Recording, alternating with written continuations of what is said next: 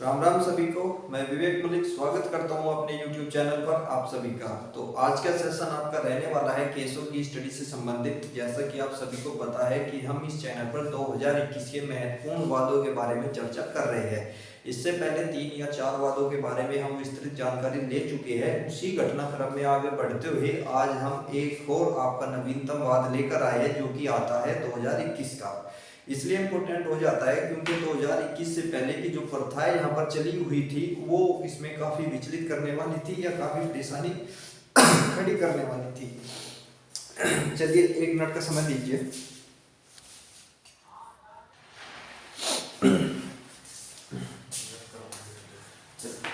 चलिए, थोड़ा गले की स्थिति बैठ जाती है जब लगातार क्लास ली जाती है, तो उसमें थोड़ा गला डाउन हो ही जाता है आवाज़ भी। तो कोई बात नहीं, चलिए हम सेशन को आगे बढ़ाते हैं।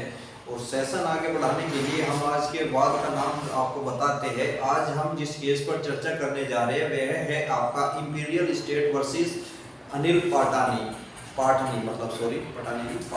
तो ये अनिल पाटनी क्या होते हैं? अनिल पाटनी क्या करते हैं? ये आपका एक प्लॉट खरीदते हैं जिसको डेवलप कर रहे थे आपके इंपीरियल स्टेट के नाम से। एक रॉयल स्टेट एजेंसी होती है जो मतलब प्लाटों का निर्माण करती है या घरों को बनाकर बेचती है। इस प्रकार आप इसको समझ सकते हैं। तो ये क्या होते हैं, एक मकान खरीदने के लिए इस एजेंसी से संपर्क करते हैं और एडवांस पेमेंट कर देते हैं। लेकिन ये पेमेंट करते हैं 2012 के लगभग। तो वहां से इनको कब्जा देने की जो वादा किया गया था एजेंसी की तरफ से, वो किया गया था 2015 तक। लेकिन 2015 से 2021 तक आ जाता है, इनको कब्जा नहीं मिलता। तो इस क्रम में ये काफी परेशानी इनको होती है और ये पहुंच जाते हैं कोर्ट में। ये पहुंच जाते हैं और कोर्ट के सामने एक वाद के रूप में अपनी समस्या या अपनी याचिका प्रस्तुत करते हैं कि साहब हमको जो है इस ये प्लॉट खरीदा है हमने और हमको कब्जा नहीं दिया गया, यानी कि उपभोक्ता के अधिकारों का हनन हुआ है। क्योंकि उपभोक्ता संरक्षण अधिनियम बना हुआ है, इसके तहत इनको सजा दीजिए और मुझे मुआवजे का प्रावधान किया जाए। तो ये मांग रखते हैं अपनी सुप्रीम कोर्ट में। तो अब सुप्रीम कोर्ट के सामने क्या मुख्य प्रश्न बनता है? सुप्रीम कोर्ट के सामने मुख्य प्रश्न यह था कि क्या आपका जो प्रॉपर्टी खरीदते हैं क्या ये उपभोक्ता संरक्षण अधिनियम के अंतर्गत आते हैं या नहीं आते हैं? तो सबसे मुख्य प्रश्न यही बनता है सुप्रीम कोर्ट के सामने। क्योंकि अगर हम बात करें, जब हम बाजार में निकलते हैं ग्राहक के रूप में, हम एक पेन खरीदते हैं, उसके लिए हम एडवांस पेमेंट कर देते हैं, यानी कि हम ग्राहक हो जाते हैं, उपभोक्ता हमको माना जाता है। और उसके लिए बाजार में कोई हमारे साथ गड़बड़ी, धोखाधड़ी या जालसाजी न करे या हमारा बेईमानी हमारे साथ वहां पर न हो, तो इसके लिए उपभोक्ता संरक्षण अधिनियम बनाया गया था। लेकिन अगर बात करें जो आपके ये जितने भी भूमि से संबंधित मकान खरीदते हैं, हम प्लॉट खरीदते हैं, जमीन खरीदते हैं, तो ये क्या इसके तहत भी जो खरीदने वाला ग्राहक है उसको आप उपभोक्ता माना जाएगा या नहीं माना जाएगा? ये ही निर्धारण करना था सुप्रीम कोर्ट को इस वाद में। तो सुप्रीम कोर्ट इस 2021 में क्या करता है, इस पर अपना निर्देश जारी करता है, यानी कि निर्णय देता है। और वो कहता है यदि कोई भी व्यक्ति किसी भी होम बायर्स, यानी इस प्रकार समझिए, कोई भी होम बायर्स यदि मकान खरीदने के लिए या प्रॉपर्टी खरीदने के लिए अग्रिम पेमेंट कर देता है, इस पर अग्रिम, तो उसको उपभोक्ता माना जाएगा। अब इसको किस प्रकार समझे आप? यानी कि जैसे कि मैं कहीं पर मकान खरीद रहा हूँ, ये मानिए मकान की कीमत 7 लाख रुपए है, लेकिन अभी वो मकान पूर्णतः तैयार नहीं है, अभी वो अपने विकास के क्रम में है।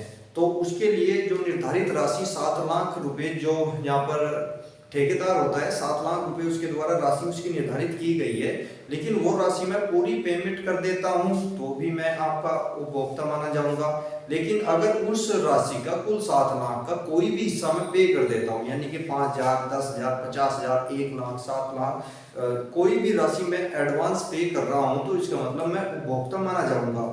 और यदि ठेकेदार मुझको निर्धारित तिथि, यानी कि जो एग्रीमेंट में तिथि तय की जाएगी, या आपको कब्जा 22 फरवरी को, 27 फरवरी को या आपको अप्रैल में मिलेगा, तो इस प्रकार मान के चलिए अगर वो कब्जा अपनी तारीख पर नहीं देता तो उसके तहत मैं उपभोक्ता संरक्षण अदालत में जा सकता हूँ, कंज्यूमर फॉर्म में जा सकता हूँ, जिसके तहत मैं वहां पर उनके खिलाफ याचिका दायर कर सकता हूँ।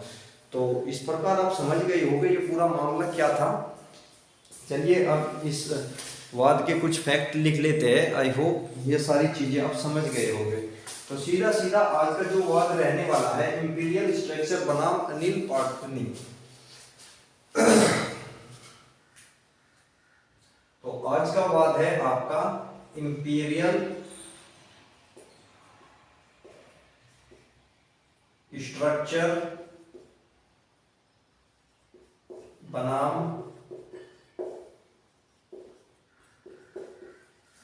अनिल पाटनी। तो अगर बात करें इसकी, तो इस वाद में क्या सबसे पहली चीज तो यही बनेगा, इसका मुख्य प्रश्न क्या था। अगर यहाँ पर हम बात करें मुख्य प्रश्न की, तो मुख्य प्रश्न यहाँ पर था, ये 2021 का बात है, फिर बाद में पूछोगे आप, ये 2021 का बात है। इसमें मुख्य प्रश्न निकलता है, क्या होम बायर्स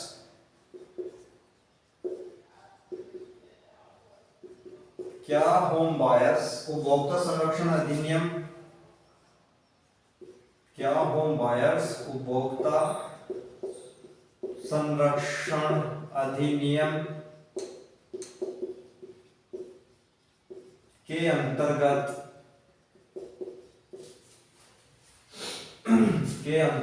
उपभोक्ता माना जाएगा या नहीं।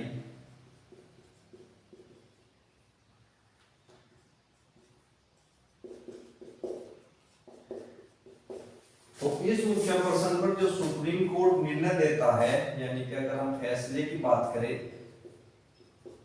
तो यहां पर फैसला देता है, शीर्ष अदालत ने कहा कि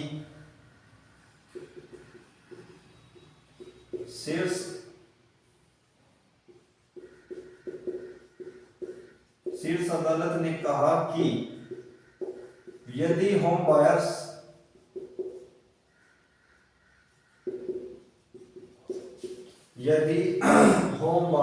ऐसे मामले में उपभोक्ता माना जाएगा, इस प्रकार लिखे, शीर्ष अदालत ने कहा कि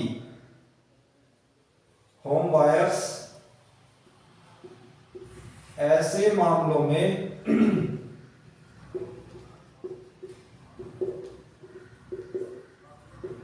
उपभोक्ता माना जाएगा, ऐसे मामलों में उपभोक्ता माना जाएगा जिसमें वह अग्रिम पेमेंट कर चुका हो।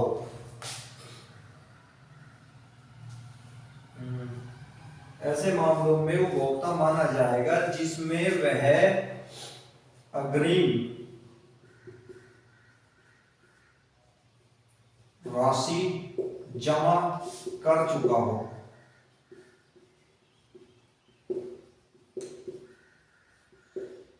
अर्थात इस प्रकार की इसको आप समझ सकते हैं,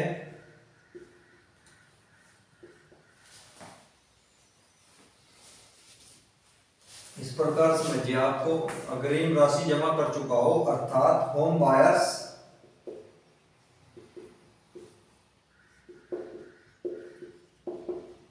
ऐसे मामलों में मुआवजे का दावा कर सकता है,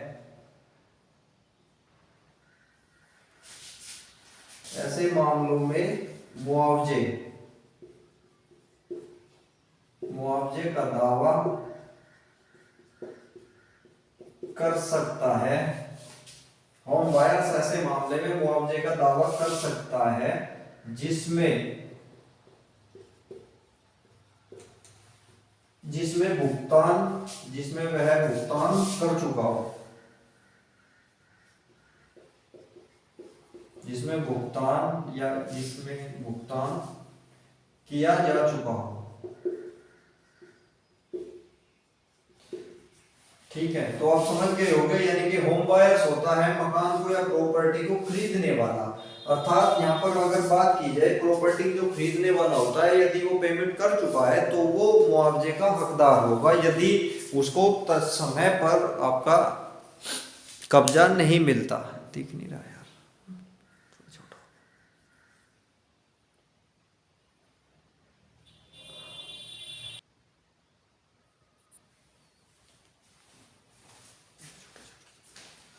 चलिए कोई बात नहीं, तो थोड़ा देखने में समस्या हो सकती है।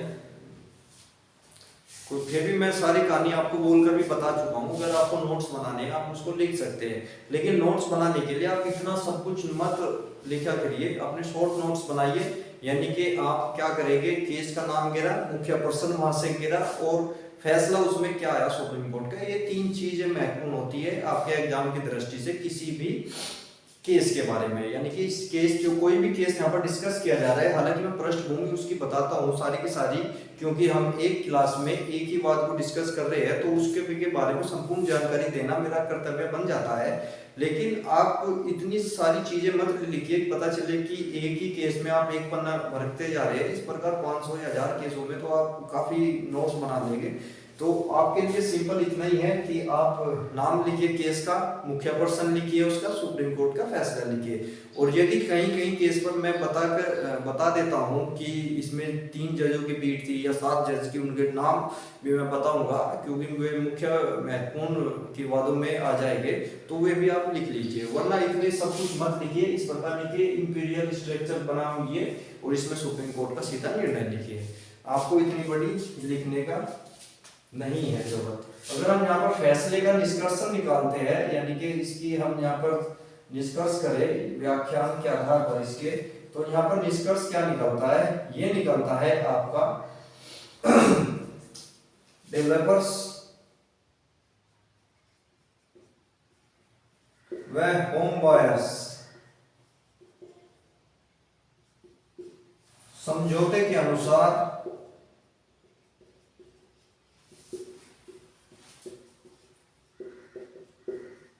यदि डेवलपर्स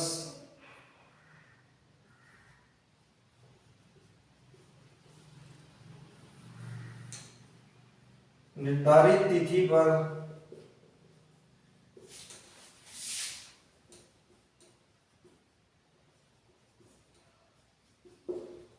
होम बायर्स को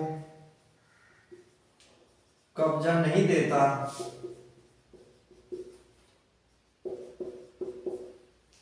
तो होम बायर्स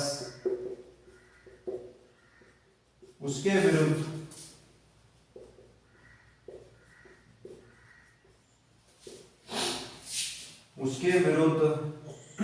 उपभोक्ता फोरम में जा सकता है।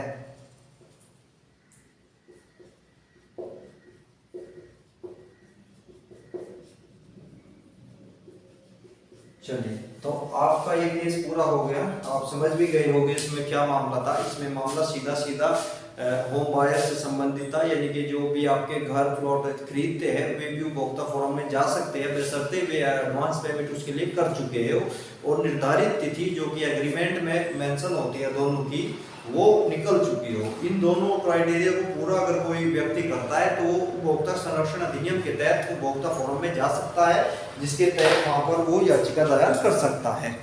चलिए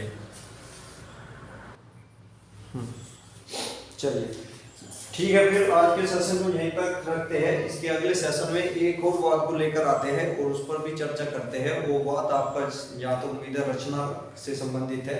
रचना बनाम भारत संघ जो कि यूपीएससी की स्टूडेंट थी, लॉकडाउन में क्या होता है, वे अंतिम प्रयास अपना गवा देती है लॉकडाउन के चलते, या देशव्यापी लॉकडाउन में अपना अंतिम प्रयास वो गवा देती है। तो उससे संबंधित जो वाद आया था उस पर चर्चा करते हैं कल के सेशन में। तब तक आप सेशन को शेयर करें, वीडियो को सब्सक्राइब करें।